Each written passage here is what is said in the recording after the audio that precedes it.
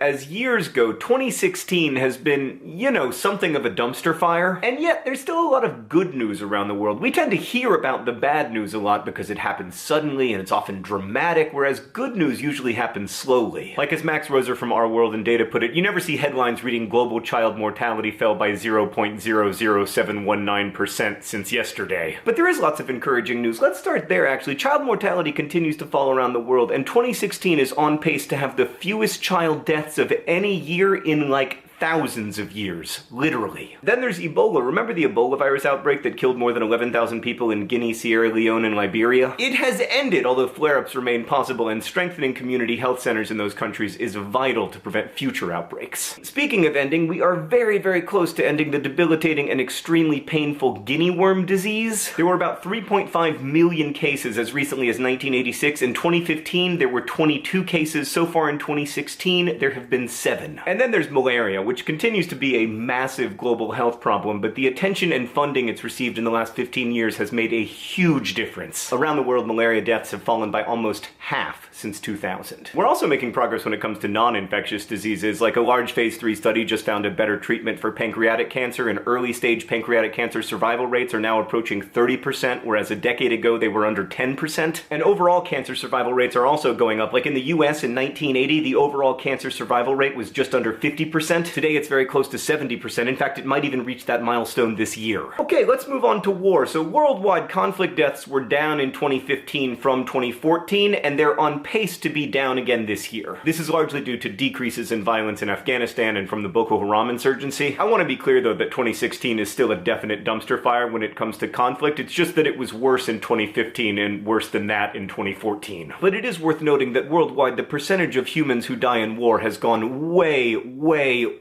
down since 1945. Also, ISIS is losing. They've lost the cities of Fallujah and Manbij, and while they definitely remain a threat, especially in Syria, Iraq, and Libya, to quote The Economist, the self-proclaimed Islamic State is weakening fast. Okay, let's move on to bankruptcy. There is less of it, at least in the US. In fact, the rate of personal bankruptcies has fallen every year since 2010 and is down again in 2016. Meanwhile, the global economy is growing and will probably grow faster this year than it did last year. And worldwide absolute poverty is declining. In fact, in 2016, there are 200 million fewer people living in absolute poverty than there were just 4 years ago in 2012. Literacy rates are going up around the world, and the literacy gender gap is shrinking. The percentage of literate humans will be higher than ever this year, and no, people have not stopped reading books. In fact, sales at bookstores are up in 2016. It's the first time they've risen in many years, and nobody knows quite why it's happening, but it reminds me that I should really finish that book I've been working on. We're gonna end with a few fun ones. Video games are getting better. I know lots of people don't like it, but I am overwhelmed by the beauty and size of the new video game No Man's Sky. In fact, Hank, I've just begun a new series on Hank Games where I explore my own existential anxieties while walking around a largely abandoned planet. You can watch that by clicking here. There's a link in the doobly-doo. But in general, video games have gotten awesome. What else? We got more Harry Potter. AFC Wimbledon is in League One, and our awesome new advertising is up in their stadium. Pokemon Go has led me to explore a fascinating and intricately detailed world called Outside. And Beyoncé released maybe the best non-Mountain Goats album of the decade. Hank, again, I'm not trying to say that everything is going well here on Earth. There is much to lament and much that needs to change. But I'm really encouraged that as a species, we've shown an ability to make broad, positive changes. And I really believe that in spite of it all, hope is not misguided.